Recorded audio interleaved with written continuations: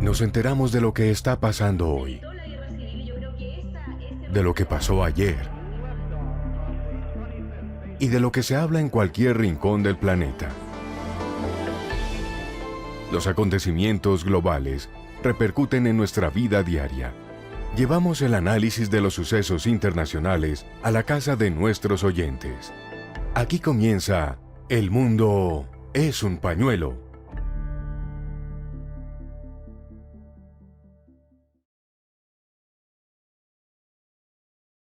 María Paz Hervis es politóloga y decana de la Facultad de Ciencias Sociales y Jurídicas de la Universidad Internacional SEC de Ecuador, capítulo Ecuador.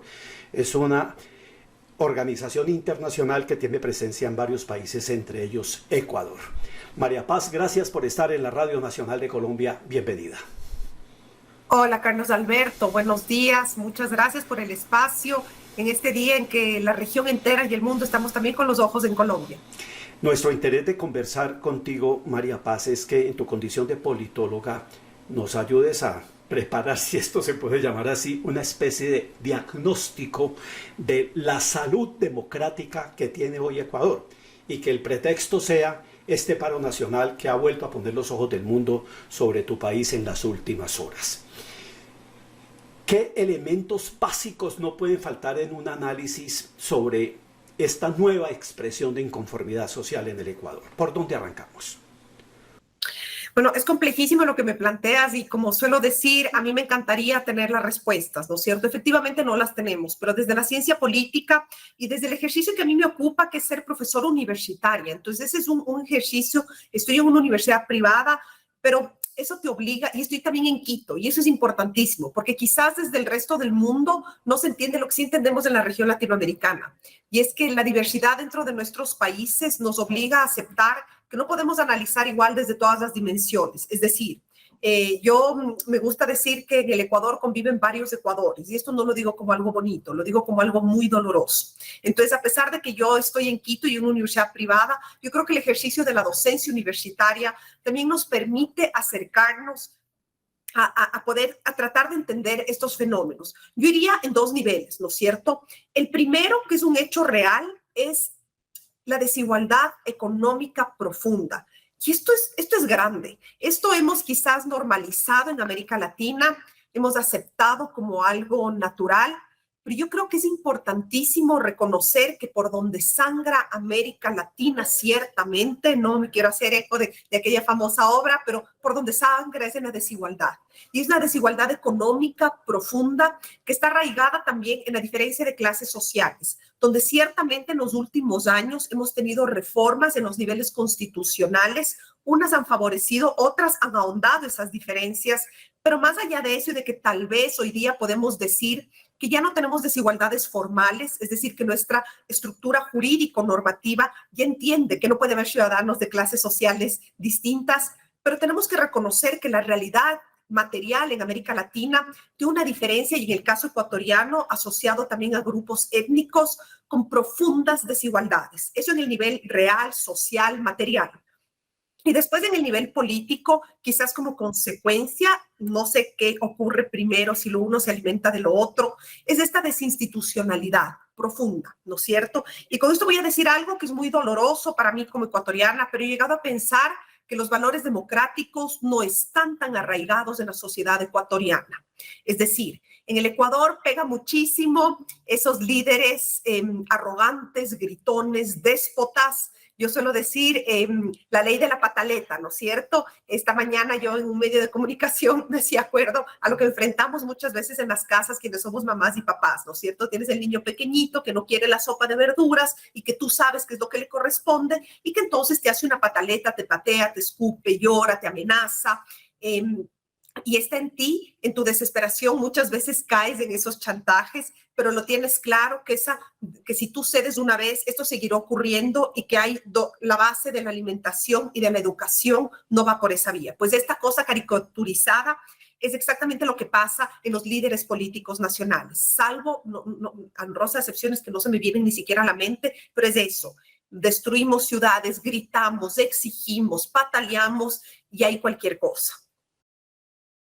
Esto tendría que ver con lo que nos han dicho otros analistas de países como Chile, como Perú, como el propio Salvador, como Honduras, como Guatemala, cuando hemos conversado sobre estas apariciones de protesta social, tendría que ver con el hecho de que los partidos políticos como tal han desaparecido en su esencia, en su rol en una democracia, por lo menos desde el punto de vista teórico, y en el hecho de que las agendas de los partidos solo se activan con ocasión de los procesos electorales, y hay una desconexión casi que total entre las agendas de los ciudadanos y las agendas de los partidos, María. Estoy convencida de aquello. Estoy convencida porque estas maquinarias electorales que se han vuelto muy comunes en América Latina y que es lo que define el caso ecuatoriano, aparecen ya hace algunas décadas y cobran más fuerza. Con esto no quiero siquiera insinuar el hecho de que antes teníamos unos modelos democráticos de primer nivel, porque muchas veces cuando hacemos estos reconocimientos de lo que lleva a este nivel paupérrimo y dramático de la calidad de la democracia en América Latina, parecería que queda implícito que antes teníamos unas democracias idóneas. No, no, no. Yo creo que esto responde a muchos fenómenos. Responde, en primer lugar, tenemos la dinámica esta de los medios de comunicación y de la comunicación en red. Por un lado, amplía la posibilidad de acceso al debate público a la mayoría de nosotros, lo difumina también, y entonces esos liderazgos que no son tan sólidos tienen una cancha mucho más difícil donde disputar, ¿ya? También tiene que ver mucho con lo que yo hacía mención al inicio, y es que en toda América Latina, cada una con sus procesos, porque somos países distintos, ha habido ciertamente una reforma de orden institucional donde se ha ampliado la ciudadanía. ¿Qué quiero decir con esto? Son pocos años desde que existe la ciudadanía universal. Y cuando digo pocos años, digo 50, digo 60, que claro, mis estudiantes universitarios de 20 años, yo estoy aquí en el decanato de mi universidad y yo enseño normalmente a primero o segundo semestre de Derecho y de Ciencia Política. Y vienen los estudiantes, se sientan en esa banca y me dicen, pero es que, profe, era hace años, era en el pasado que no había derechos, porque a los 20 tú ves el pasado como antes de ayer. Pero creo que quienes estamos entre los 40 para arriba sabemos que no es así. Cuando yo les digo que las mujeres en el Ecuador hasta la década de los 70 tenían capacidad disminuida, capitis diminutis, es decir, que se le consideraba por la ley civil que la mujer no gozaba de plenos derechos para contratar en materia civil, por ejemplo, y debía ser representada por su hermano, padre y cónyuge, inclusive por un hijo varón. Con lo cual, estos detallitos a los que yo hago mención da cuenta de que la ciudadanía no era universal, que esas conquistas en que ya estamos incluidas mujeres, indígenas, afros, todo tipo de personas en el marco de la ciudadanía, también ampliaron los debates y quizás ahí es cuando estas representaciones políticas quedaron cortas. Entonces sí, en América Latina no tenemos partidos políticos, no tenemos militancias constituidas en el tiempo por ideales de manera permanente, sino que tenemos una serie de improvisaciones donde lo que se ve es mucho populismo, mucho clientelismo y estos outsiders o estos liderazgos coyunturales que surgen. Entonces, desigualdad económica profunda, una desinstitucionalización del régimen político y de los partidos políticos, una naciente, incipiente todavía, adolescente, preadolescente o quizá infantil ciudadanía en el ejercicio pleno de lo que eso significa en el mundo del siglo XX. Y un protagonismo de agentes sociales tan importantes como los indígenas, que son una constante relevante en las últimas 4 o 5 décadas en el Ecuador. Son ellos quienes jalonan. ¿Quieres ayudarnos a entender por qué es tan importante la presencia del indígena en la sociedad ecuatoriana? ¿Cómo no? En la década de los 90, el Ecuador, en el Ecuador se suscitó lo que se denominó levantamiento indígena. Fue una década de mucho crecimiento, muy fértil para el Ecuador, porque entonces los movimientos sociales, como por ejemplo movimiento de mujeres, movimiento de trabajadores y por sobre todo el movimiento indígena, logró a través de una serie de manifestaciones constantes en el tiempo alcanzar una visibilidad. Había algunos temas, por ejemplo, recordarás que en los 90 se hablaba del ALCA, se hablaba de los tratados de libre comercio a nivel geopolítico y entonces como agricultores, porque recordemos que la población indígena que en el Ecuador es muy importante, estaba se veía afectada por estos eventos y entonces fue esta ocasión lo que promovió su voz, pero también posibilitó una organización política de reconocimiento muy importante. Y tenemos, por ejemplo, el partido Pachacutic. La década de los 90, digo que fue muy fértil porque, por ejemplo, tuvimos la primer canciller mujer en el Ecuador, que es una lideresa indígena. Y tuvimos unos líderes que quizás muchos de nosotros, desde la nostalgia de lo que era mi adolescencia, echamos en falta, porque se articulaba una exigencia de derechos muy coherente. Recordemos que llegamos ahí en el caso ecuatoriano, la Constitución del 98, que si bien tampoco era perfecta, pero fue esa Constitución donde simbólicamente en el primer artículo se decía que el Ecuador es un Estado de derecho multiétnico y plurinacional. Y eso es importantísimo, ¿ya? Porque entonces se da un reconocimiento formal y constitucional a los pueblos indígenas y también se enfatiza en que somos un Estado de derecho unitario. Después derivamos en esta desgracia que fue la Constitución de 2008, donde se rompió la unidad del Estado ecuatoriano. Pero lo que yo voy es que estos pasitos en lo formal y en lo legal no son poco, ¿ya? Porque supone que hubo una representación legítima, política, a un pueblo que tenía no reconocimiento. Y una cosa más, si me permites, quiero adicionar, y es que se logró a través de movimientos sociales dar el valor a nuestra identidad indígena. ¿Qué quiero decir con esto? En la década de finales de los 90, en el censo, fue la primera vez que se incorporó este reconocimiento de nosotros como mestizos y como indígenas. Y eso es súper potente, eso no es poco, ¿ya? Y claro, no tenemos un dato real de cuántos indígenas hay porque el mestizaje ha sido muy profundo, también porque existe mucho resentimiento y mucha vergüenza de nuestras identidades, pero yo creo que las nuevas generaciones salimos a decir somos fruto del mestizaje y nos encanta ser fruto del mestizaje y queremos derechos en ese sentido. Pero después también, si bien no era ideal el Ecuador, vino este cáncer terminal que se esparce por América Latina, que es el socialismo del siglo XXI. Y lo poco que se había alcanzado se fulminó. Recapitulemos: desigualdad económica, desinstitucionalidad del sistema político, naciente ciudadanía, precariedad de partidos, esta insurrección en el buen sentido de la palabra de lo indígena, de lo mestizo y el reconocimiento de estas poblaciones desde la Constitución y desde el ordenamiento jurídico del Ecuador. Y después se atraviesa la experiencia del socialismo del siglo XXI. La última presencia notable de los indígenas, de las muchas que ha habido en este contexto que tú nos has dado, ocurre en 2019, coincidiendo con lo que pasó también en Chile, con lo que pasó en Colombia y con lo que pasó en otros países de América Latina. ¿En qué se diferenciaría esta protesta de hoy y la agenda de 10 puntos, que entiendo son 10, que se ha presentado a consideración del gobierno como pretexto para presionar una negociación? ¿O es básicamente lo mismo? Es básicamente lo mismo y quizás lo que a mí me parece importante aquí señalar es que durante el socialismo del siglo XXI, entre todas las barbaridades que se hizo, es que se capitalizó mucho a líderes populistas que arrastraban a masas descontentas, ciertamente descontentas. Durante el largo, extenso gobierno de Rafael Correa, una de las cosas que se hizo es echar cuenta de grupos pandilleros, por ejemplo, Latin Kings, Nietas y otros tantos, ¿no es cierto? Porque se necesitaba fuerza de choque, se necesitaba masa. Y entonces entró a procesos de acercamiento y de pseudo-legalización a cambio de comprar adeptos, ¿ya? Lo propio se hizo con otros sectores que no eran delincuentes hasta aquel entonces, que no eran definitivamente, como son, por ejemplo, el movimiento indígena, pero sí se cooptó a muchos de sus líderes que sí han mostrado un perfil muy delincuencial. Y esto cuenta un poco para poner en contexto esa crisis profunda de violencia que vive el Ecuador, ¿ya?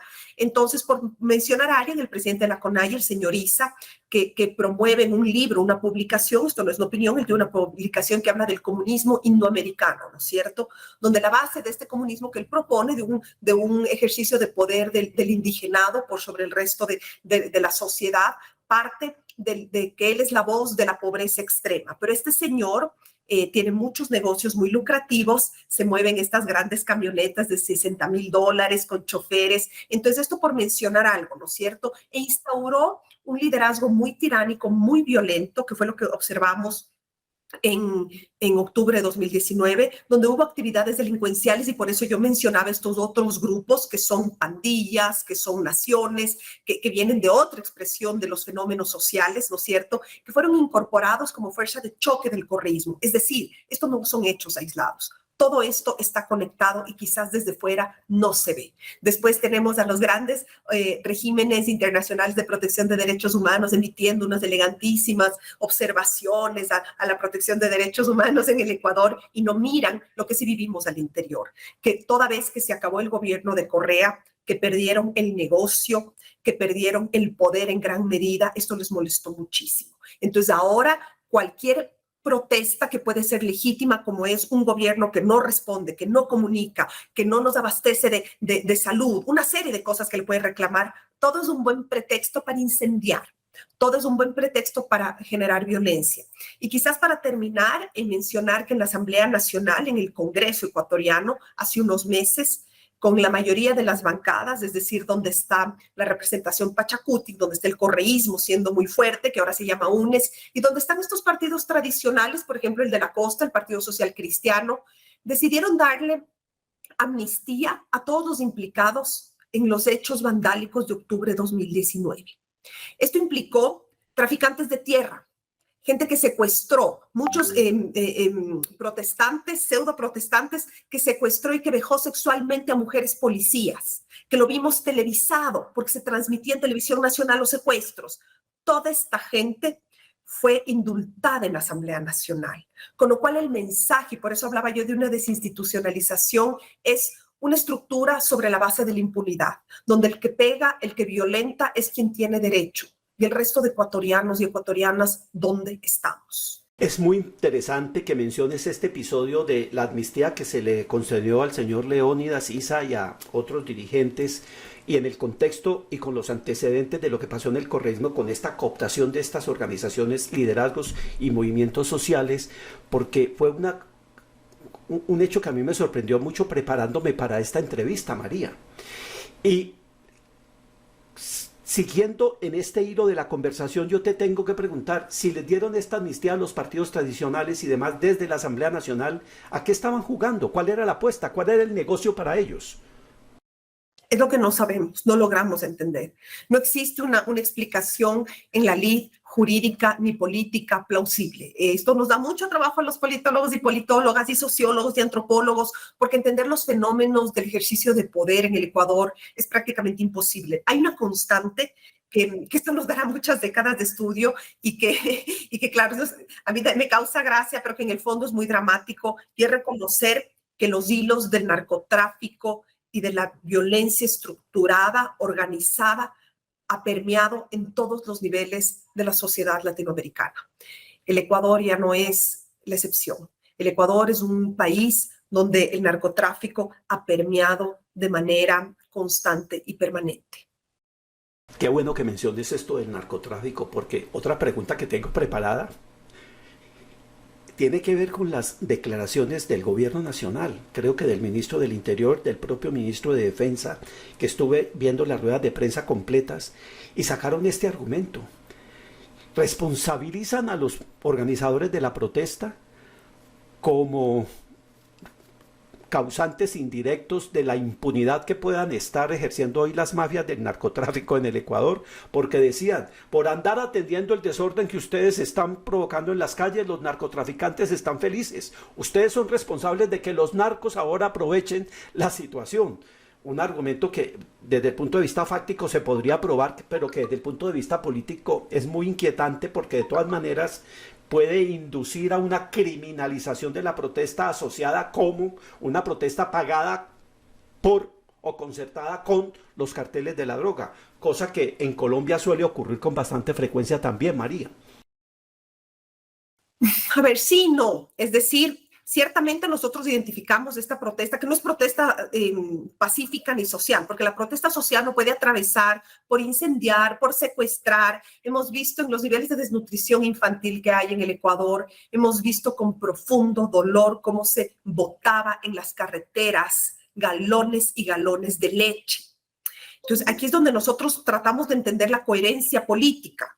Si es que lo que se está demandando es fin de la pobreza, que es real, que también hay que decir que la población más pobre y más abandonada del Ecuador se encuentra en la sierra centro del país, en la zona agricultora, que los niveles de alfabetismo son bajísimos, apenas el 13%. Eso es algo dramático donde el Estado a través del gobierno nacional debe dar respuesta. Pero esa gente, presuntamente, o esos líderes, son los que entonces promueven el desperdicio de alimentos fundamentales, los que amedrentan en las florícolas. Tenemos millones en pérdidas, donde amenazan a los obreros. Tenemos zona textilera también, la gente que quiere ir a sus fábricas a cumplir su trabajo, porque, como te comentaba, la gente quiere llevar el pan de cada día. La gente que gana diario, esa gente está impedida por los mismos líderes, con lo cual creo que ahí sí está claro que también en estas protestas no son protestas sociales, son actividad vandálica y que está permeado por crimen organizado.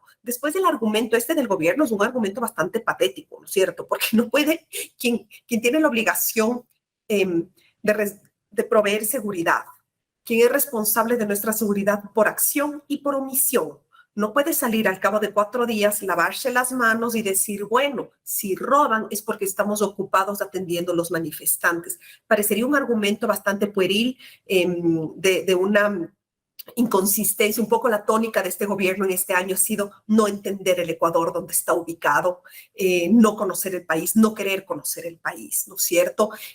Respecto a la criminalización de la protesta social, a mí me causaba un poquito de gracia porque el día domingo en que se anunciaban las paralizaciones ya tenías una campaña mediática muy importante hablando de criminalización de la protesta social. Yo decía, todavía no ocurre la protesta social y ya la están criminalizando. Entonces, yo creo que hay que tomar por pinzas, ¿no? Hemos creado a nivel mundial, hemos creado estos mártires, todos estos hackers que causan daños irreparables para las naciones, son perseguidos políticos. Entonces, un poco ese discurso para mí se agota, ¿no es cierto? Pero lo que sí vemos es una ausencia de liderazgo del gobierno nacional, una falta de acción. No sabemos, como ecuatorianos y ecuatorianas, a dónde vamos. Nos sentimos un barco a la deriva.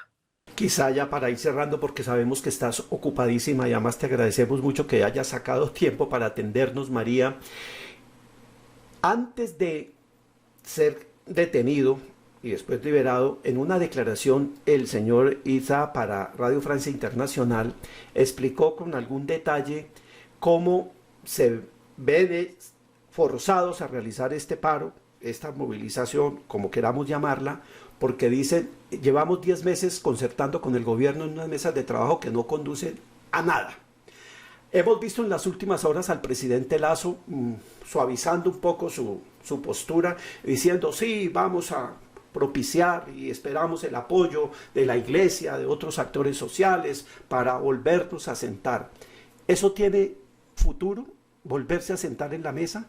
Y si no ha tenido éxito esa concertación con el gobierno, ¿por qué, María?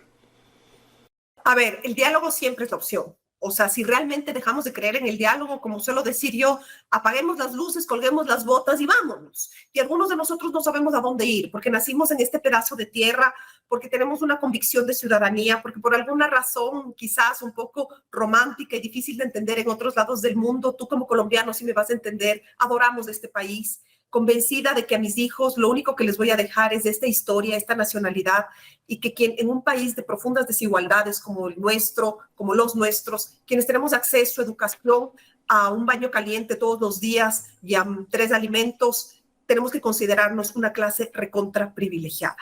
Con lo cual, no es una opción para mí esa. En este país es donde nací, donde nacieron mis hijos y donde pelearemos hasta el último momento. Entonces, el diálogo, tenemos que creer en el diálogo, porque si no creemos en el diálogo, no tendría sentido nada.